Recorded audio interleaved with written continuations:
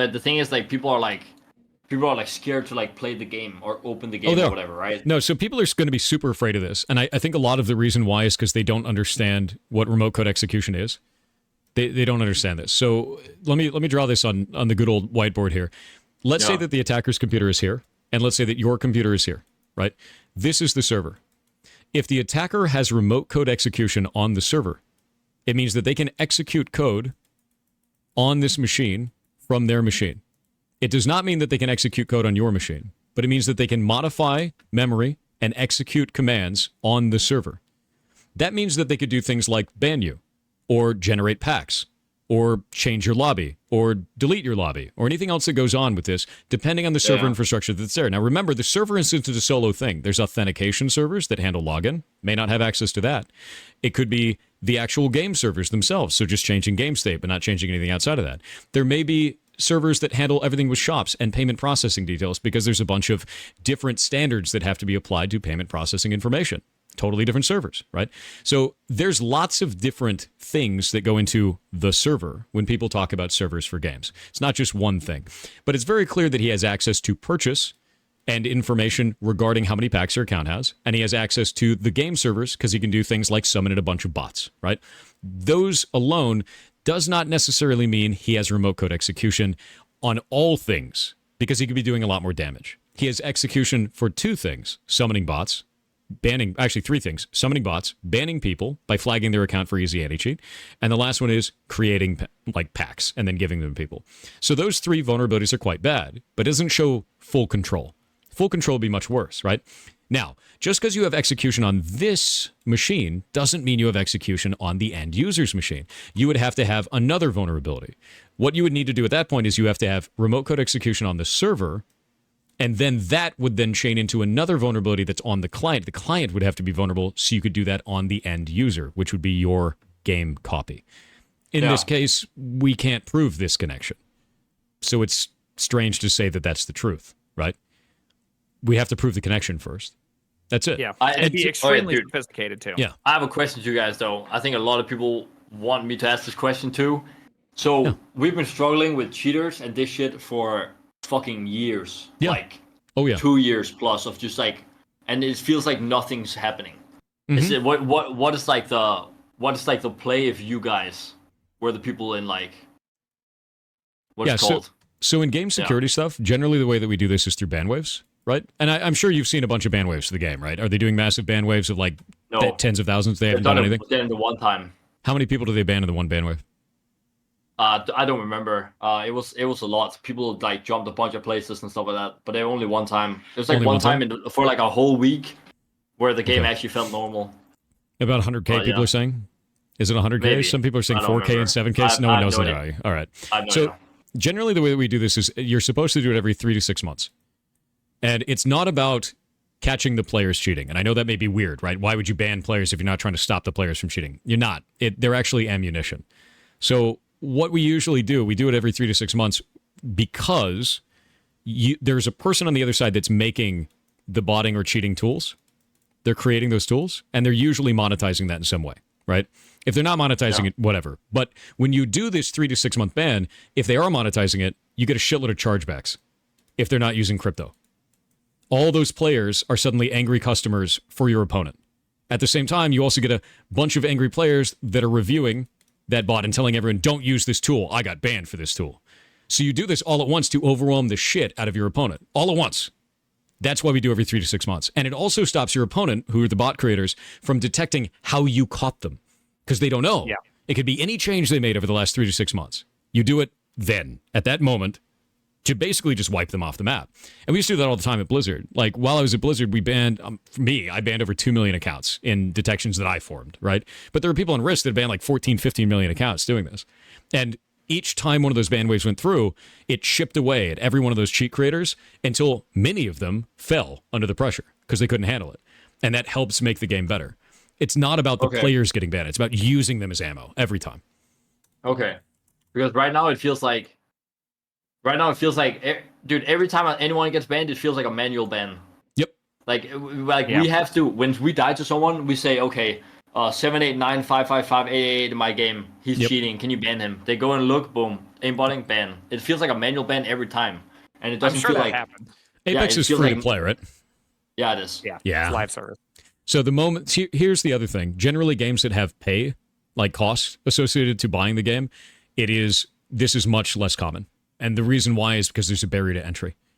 Yeah, there's way less hacks like this. And I know that sucks because free-to-play games are awesome as hell, but the barrier to entry for the attacker is like, whatever, just go make a new one. Who gives a shit, right? There's nothing to tie them to it. They just go generate a new email, go make a new game. Who gives a shit? Doesn't matter. I can make 1 million Steam accounts a day. Whatever, right? And that's how that shit happens. And it's sad. You know, it's sad, but that is the state of free-to-play games. You're always going to have that. So what you need to do at that point is just attack the cheat creators. And like, if they're not doing regular ban waves, if they're not doing that every 3 to 6 months, there are two reasons why. Either they don't have the manpower for it, or they don't have the detection method for it. It's sophistication or organization issues, always. And like, sophistication is going to come down to like, hey, we don't have a method for catching these people. We don't have a good way to detect this other than player-driven reporting, right? That sucks. That's a shit place to be. That's the same place we were for StarCraft 2. Most of the people who get banned in StarCraft 2, they get banned at the end of the season because they get reported, and a actual risk employee has to go and watch the game to see if that person reacted to something in Fog of War. It sucks. It's a shit way to be, but that is sometimes the only solution, right? Outside of that, you need heuristic detection, and that's very hard to develop for. So, like, it's not always possible. The other one is going to be organization, which maybe they just don't have the people for it. They don't got the manpower, man. And like, they haven't put enough people into that team. It may be tough to do because, to be real with you, fired a fuck ton of them. Yeah, security. Yeah, firing a ton of them, not great. But also, security people are expensive as shit, dude. That what we do is not cheap, and I can understand that as well. So, like on the dev side, I'm wondering if they just can't solve this issue right now, and they might be able to solve it later, or maybe they just can't solve it because they're overwhelmed by it, man. And that's so awful. It's been a part of EA for so long, or at least Apex. I mean, 5 years ago, I was getting clapped by the flatline because of cheating. Like that thing, it's been a continuous plague within Apex for years. I don't think it's... And it's gotten even worse. They've had kernel-level anti-cheat for years, so I don't think the problem is solved whatsoever. Yeah, and it's something to tell you guys, too. I am very much against kernel-level anti-cheat. I hate kernel-level anti-cheat. I don't like that it gives so much access to your machine. It's why I run a secondary machine to be able to go and play Helldivers 2. I actually run it on a second machine and then pipe the video through my stream, so I'm not running kernel-level anti-cheat on my main machine. And that's crazy, dude. Yeah, what? This actually shows you that kernel-level anti-cheat doesn't fix the problem. It won't. There's always going to be cheaters in these games. They're always going to get run. Yep. Apex is a classic example of you don't need kernel-level anti-cheat. It's not going to work anyway, and now you have access to all of those people's machines at the hardware and software level that you should not have access to. It's not necessary. And if there's a compromise with them, the compromise would be one of the worst ones in history, right? You got like worm-level compromisation right there. It'd be crazy. Because so it's like, why have that? Yeah, if kernel-level anti-cheat gets compromised in any way, if any of these implementations of it, you have full access to every machine that it's compromised on. That's insane shit. And that scares the hell out of me, frankly. That's why I don't like it. I'm never going to like it. but why is Valorant so much better than everyone else's then? That's what I don't understand. So for theirs, they likely have a better team set up to do this, right? Which means they have better reporting, they have better logging, they have better systems in place to ban these people, and they have a better regular cadence for bans, right? It could be better culture, too. Better culture like every person does better logging, has better audit trails, has like every engineer's purchased into this idea of security as a first-class citizen versus security because we got a bunch of players angry, which just makes different software. Yep, and if you think about this too, like I worked at Blizzard, we didn't use kernel-level anti-cheat. We still banned millions of accounts. People always make the claim like, "Oh, wow, it's full of bots." Yeah, it is, and we ban all of them, dude. We ban shitloads of bots. We won't catch everybody every time, but you can't with kernel-level anti-cheat either. And our solution didn't give us full access to your machine because no one should have full level access to your machine except for you, frankly. Agreed. Yeah. But it's just like what the fuck do? Do you just tank it the rest of our lives or what? Yeah. On the player side, the most that you can do is raise awareness for this, is talk about it on social media. Say, these are the things that I am seeing as a player without making wild claims, because people are going to make wild claims about this. Just remember something, and this is the most important thing. I know it doesn't feel like this all the time. You're on the same side as the devs. And it feels like the devs are lazy. It feels like the devs don't care. But I guarantee you, there's a bunch of developers trying to solve this, and they can't right now. They don't have a method to do it, or they don't have the people to do it. And I know that sucks. and it doesn't feel that way. But it's so easy to fall into the trap where you are adversaries with the devs when they're already fighting these guys. Work with them as much as you can. Report as many of these pieces of shit as possible. Put that out on social media. Show that anytime you possibly can. And it's such a common thing, and it's funny because I normally stream in software and game development here on Twitch, right? That's normally the place that I stream, and it's such a common thing to have this idea that devs are golden gods that are untouchable, amazing human beings, or they're pieces of shit that don't care. They're other humans, and they're working a job, and they're trying to get this stuff solved, and their own player base turning against them, dude. That makes it all worse, dude. Like, and there's also there's one more thing you can do as well, which is that. I mean, at the end of the day, if a company just doesn't care about it, you have to vote with your eyes and vote with your dollars.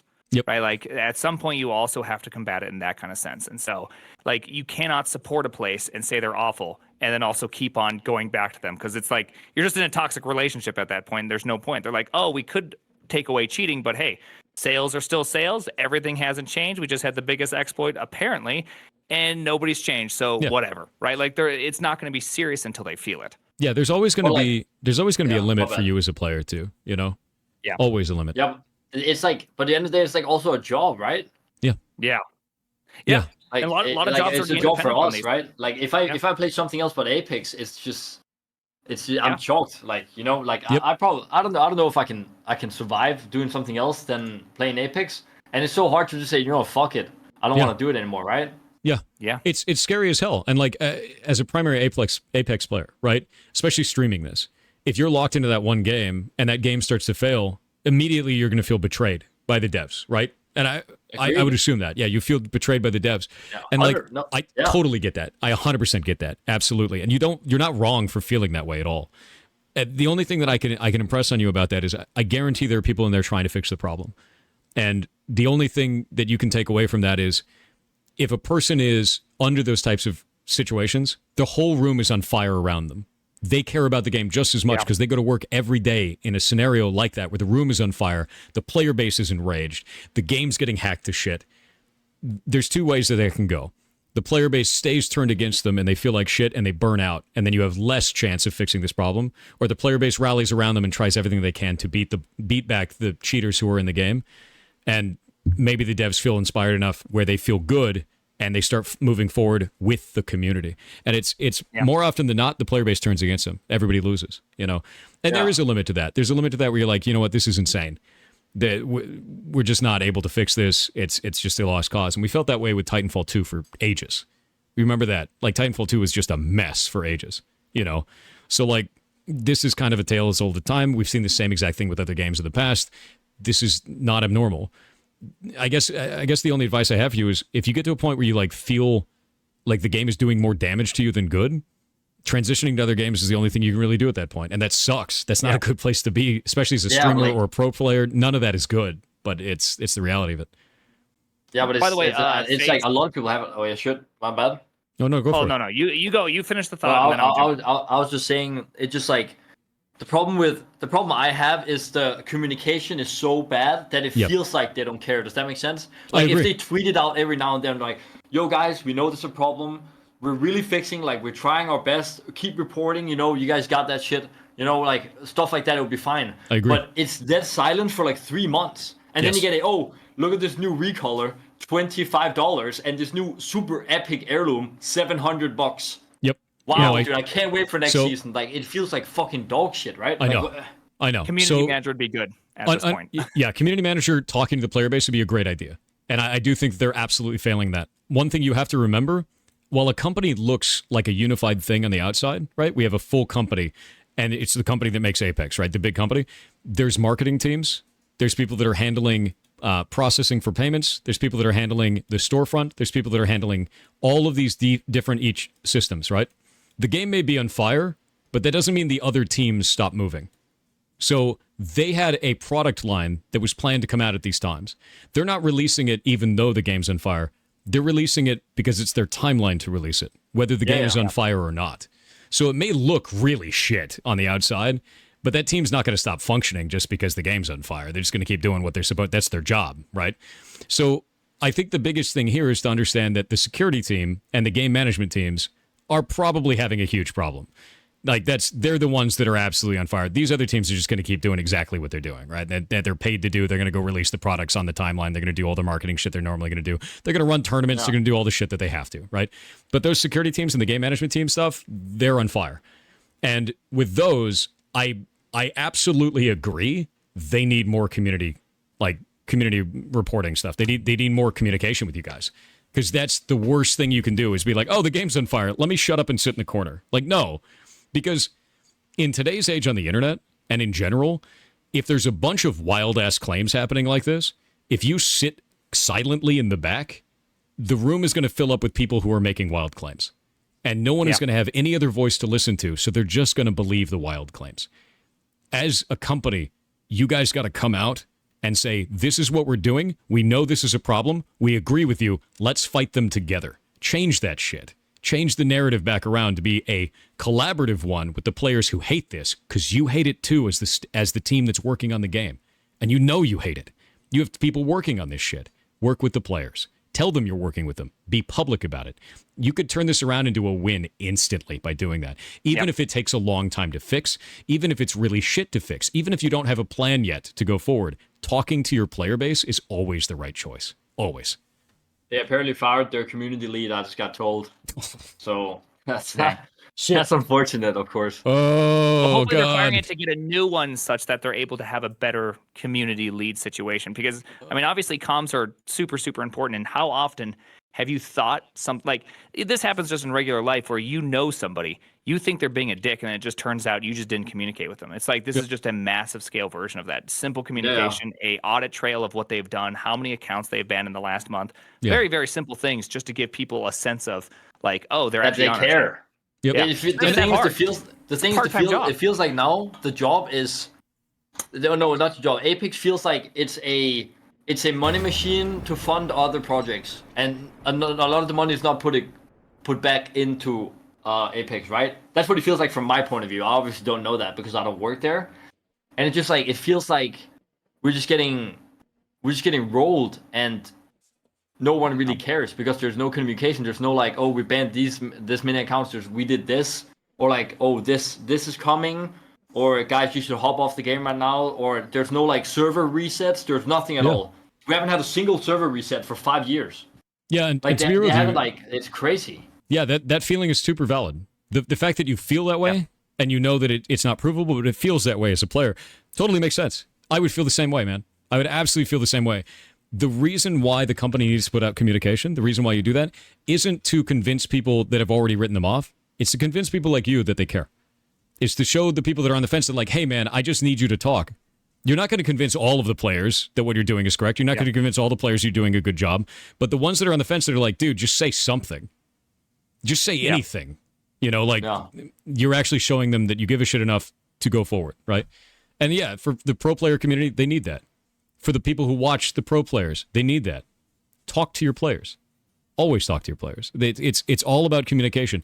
Even if you're not able to fix the problem right away, identifying that the problem exists, admitting that the problem exists is a big deal. The only thing that could stop them from doing that is legal constraints. If they have some kind of a legal constraint in place where they are open to legal liability by talking about this publicly due to ongoing investigation or some kind of other legal issue, then they couldn't talk about it. That'd be the only reason. And there could be other reasons too. Yeah, there could be fiduciary responsibilities where, like, if you talk about the fact that your game's compromised, you could tank the stock price, and thus you're supposed to pretend like everything's good, despite that being terrible. That could just be the reality they're living under. Which is sad. At the end of the day, it's EA, dude. Like there's been massive cheater problems, and there was one like a long time ago. The only tweet we got from EA or Respawn was, "Oh, we did amazing in Q1 because we sold a bunch of heirlooms, and everybody loved the heirlooms." Yeah, that's like what? Like that's your business side. Dude, everyone is literally like, I'm sitting here and getting fucking absolutely mollywopped by cheaters and aimbotters and shit. Yep. All day long, and then you have all the like 9-to-5 dads that come home and sit on the couch playing on the PS, right? Buying all their stuff.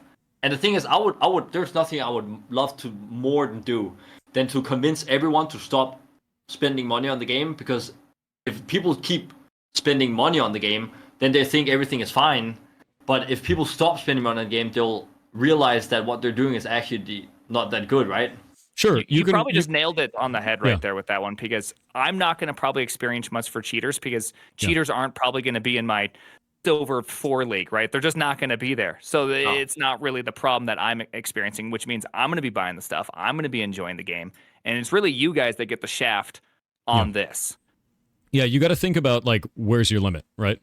Because the limit is going to be, hey, we really want the devs to reach out. We really want a community manager to be in place. We really want to hear communication from that. At a certain point, you're like, this is stupid. I'm not getting what I need out of this relationship with these developers, and I need to walk away, or I need to tell them, hey, we're not going to be buying anything. We're just going to play your game for free.